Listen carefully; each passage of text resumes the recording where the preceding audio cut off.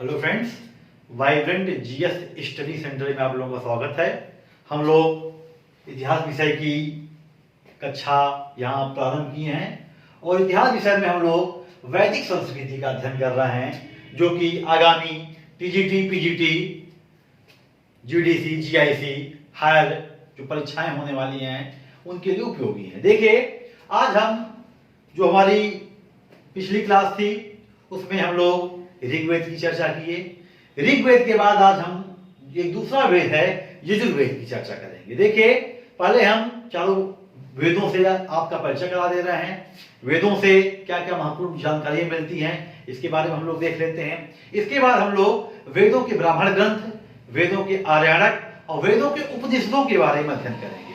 क्रम से हम जैसे पहले ऋग्वेद पढ़ लिए, फिर यजुर्वेद पढ़ेंगे, फिर सामवेद पढ़ेंगे, फिर अथर्ववेद पढ़ेंगे। इसके बाद हम लोग ऋग्वेद के ब्राह्मण ग्रंथ, ऋग्वेद के उपनिषद ग्रंथ, ऋग्वेद के आर्याणक ग्रंथ, फिर इसी तरह का क्रम चलता रहेगा। देखिए, जहां तक यजुर्वेद की बात है तो यह जो वेद है विशुद्ध रूप से कर्मकांड प्रधान वेद है।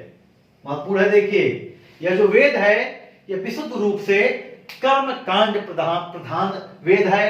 दूसरी बात, यह एक ऐसा वेद है जो कि गद्य एवं पद्य दोनों में है। महत्वपूर्ण है, परीक्षा में खूब पूछा जाता है। ऐसा वेद जो पद्य के साथ साथ गद्य में भी इसकी रचना हुई है। अगली बात देखिए, यह कर्मकांड प्रधान वेद है और यह गद्य और पद्य दोनों में इसकी रचना हुई है। और इसका जो गद्य भाग है, गद्य भाग के प्रत्येक अंग को यजुस की संज्ञा से संबोधित किया जाता है। जो इसका गद्य भाग है उसके प्रत्येक अंग को यजुस कहा जाता था और यजुस का अर्थ होता है यज्ञ। तो इस वेद में क्या है? विभिन्न यज्ञों, उनके विधि विधानों एवं कर्मकांडों का विवरण है। बहुत बड़ा महत्वपूर्ण है। यह जो वेद है यह विभिन्न इस वेद के अंतर्गत विभिन्न यज्ञों के बारे में, जैसे रायसु यज्ञ, अश्वमेध यज्ञ, वाजपेयी यज्ञ, इन सारे यज्ञों के बारे में बताया गया है। उनके विधि विधान, यज्ञों को कैसे संपादित किया जाएगा और विभिन्न प्रकार के जो कर्मकांड हैं उनके बारे में बताया गया है। अगली बात देखिए, जैसे आपको बताए थे कि ऋग्वेद का जो पाठ करता था, जो पुरोहित, उसको होता कहते थे। होता। इसी प्रकार से जो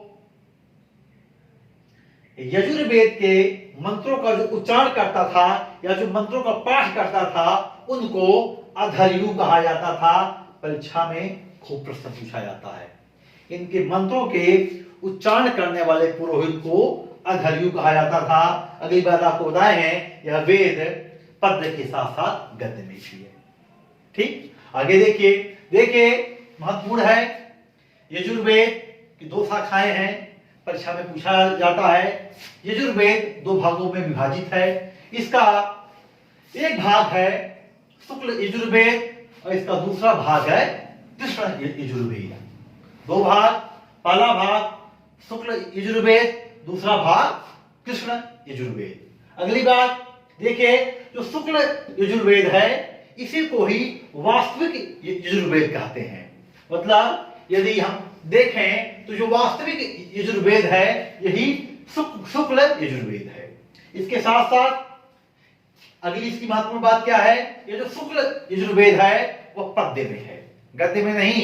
ये एकदम पद्य में है, जबकि जो कृष्ण यजुर्वेद है वह गद्य के साथ साथ पद्य में भी है।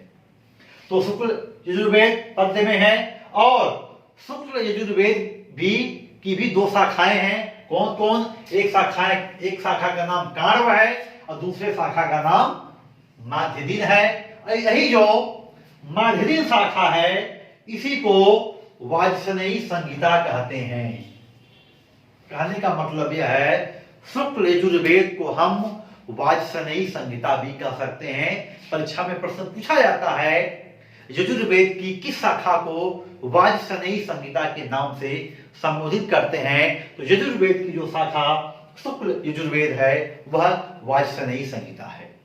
ठीक। दूसरी बात देखिए, वाजसनेयी संहिता इसका नाम क्यों पड़ा? क्योंकि इसके जो रचनाकार हैं वह याज्ञवल्क्य थे और याज्ञवल्क्य के पिता का नाम वासनेयी था। इसीलिए इनके पिता के नाम पे इनको पिता को सम्मान देने के लिए इस संहिता का नाम वासनेयी संहिता कर दिया गया। देखिए यहां से प्रश्न पूछ सकता है, याज्ञवल्क्य के पिता का क्या नाम था? ऋषि याज्ञवल्क्य के पिता का क्या नाम था? तो ऋषि याज्ञवल्क्य के पिता का नाम क्या था? वासनेयी। नया क्वेश्चन बन सकता है, याज्ञवल्क्य के पिता का क्या नाम था? याज्ञवल्क्य के पिता का नाम वासनेयी था, वाजसनेयी।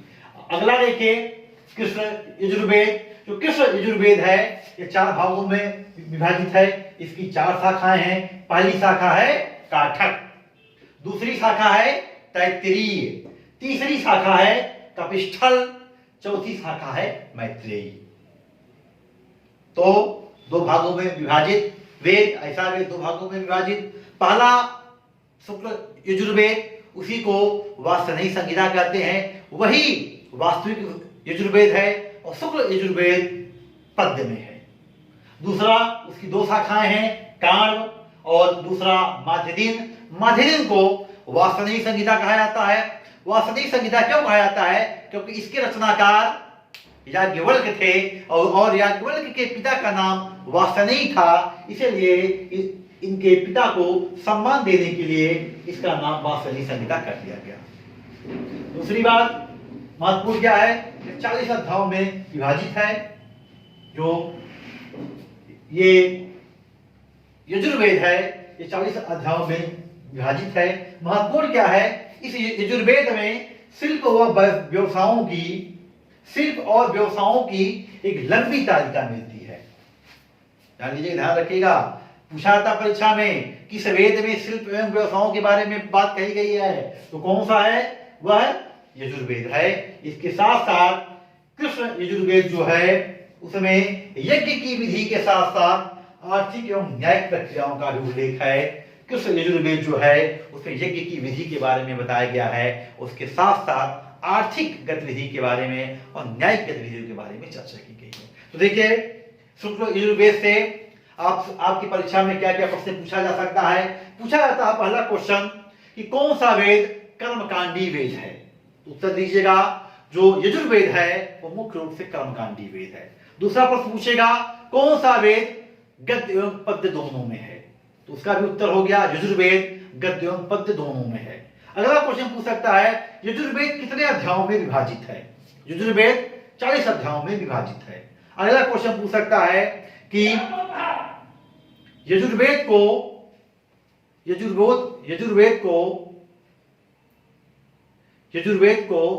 मतलब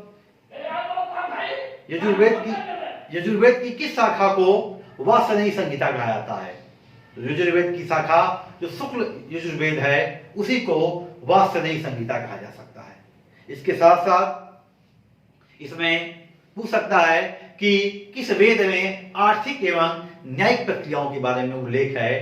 तो जो यजुर्वेद है, शुक्ल नहीं, जो यजुर्वेद है, जो कृष्ण यजुर्वेद है उसमें आर्थिक एवं न्यायिक प्रक्रियाओं का उल्लेख है। इसके साथ साथ देखिए महत्वपूर्ण जो क्वेश्चन पूछता है कि यजुर्वेद का पुरोहित कौन है, या यजुर्वेद का वाचन करने वाला पुरोहित कौन है? तो यजुर्वेद का वाचन करने वाला पुरोहित अधर्यु है। तो ये क्वेश्चन बनेगी परीक्षा में, महत्वपूर्ण है, इसको ध्यान से नोट करिएगा, ध्यान से पढ़िएगा, क्योंकि यजुर्वेद से परीक्षा उपयोगी खूब प्रश्न पूछे जाते हैं। अगला क्वेश्चन एक पूछ सकता है कि वासनेयी संहिता को किसने लिखा? तो वासनेयी संहिता के जो रचनाकार हैं वह ऋषि याज्ञवल्क्य। क्यों लिखे? क्यों उसको शुक्ल यजुर्वेद को क्यों वासनेयी संहिता कहा जाता है? क्योंकि